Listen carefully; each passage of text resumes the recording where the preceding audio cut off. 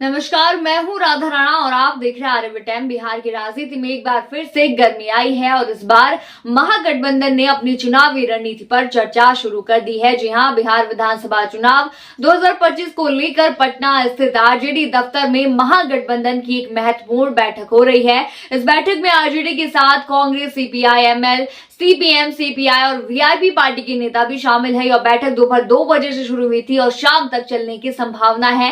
इस बैठक में एक बड़ी बात सामने आई है कि आरजेडी के तेजस्वी यादव को महागठबंधन का मुख्यमंत्री चेहरा माना गया है। तेजस्वी यादव के नेतृत्व को लेकर अब कोई भी संकोच नहीं रहा। बैठक में शामिल सभी नेताओं ने इस फैसले को स्वीकार किया और यह स्पष्ट कर दिया कि महागठबंधन की तरफ से मुख्यमंत्री चेहरा तेजस्वी यादव ही होंगे। महागठबंधन के इस अहम गठबंधन में कांग्रेस भी अपनी ओर से 70 से अधिक सीटों का दावा कर रही है, जबकि वीआईपी के नेता मुकेश साहनी भी अपनी पार्टी के लिए 60 सीटों की मांग कर रहे हैं। साहनी ने यह भी कहा कि यदि महागठबंधन की सरकार बनती है तो उनका भी डिप्टी सीएम बनने का हक बनता है। सीपीआई एमएल के राज्य सचिव कुणाल ने भी स्पष्ट किया कि उनकी पार्टी तेजस्वी यादव को मुख्यमंत्री चेहरा मानती है। उन्होंने कहा कि आरजेडी महागठबंधन की सबसे बड़ी पार्टी है और तेजस्वी यादव ही इस महागठबंधन के प्रमुख नेता है। इस बैठक में कई महत्वपूर्ण मुद्दों पर चर्चा हो रही है, जैसे कि सीट शेयरिंग और कम्युनल मिनिमम प्रोग्राम पर विचार विमर्श किया जा रहा है। हालांकि सीट शेयरिंग पर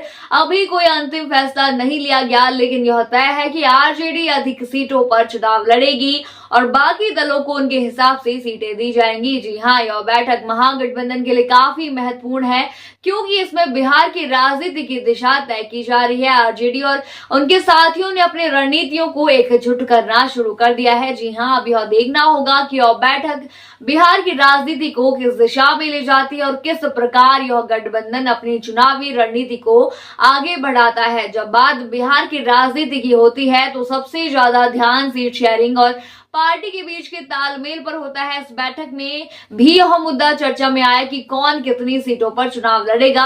हर पार्टी अपनी अपनी मजबूती के अनुसार सीटों की मांग कर रही है। कांग्रेस अपने लिए 70 से अधिक सीटों का दावा कर रही है, जबकि वीआईपी अपनी तरफ से 60 सीटों की मांग कर रहा है। तेजस्वी यादव की नेतृत्व में महागठबंधन ने अपने विचारों को एक साथ मिलाने की कोशिश की है। यह बैठक महत्वपूर्ण इसलिए भी है क्योंकि महागठबंधन की तरफ से सभी पार्टियों के बीच एक सामान्य न्यूनतम कार्यक्रम बनाने की बात हो रही है। यह कार्यक्रम उनके बीच के तालमेल को मजबूत करेगा और चुनावी रणनीति को सफल बनाने में मदद करेगा। तो यह बैठक बिहार की राजनीति का एक नया मोड़ दिखाने वाली है, जिसमें महागठबंधन अपने मुद्दों को लेकर एकजुट होकर आगे बढ़ रहा है। इस बैठक के बाद यह फैसला होगा कि बिहार की राजनीति में किसकी जीत होगी और किसकी हार होगी।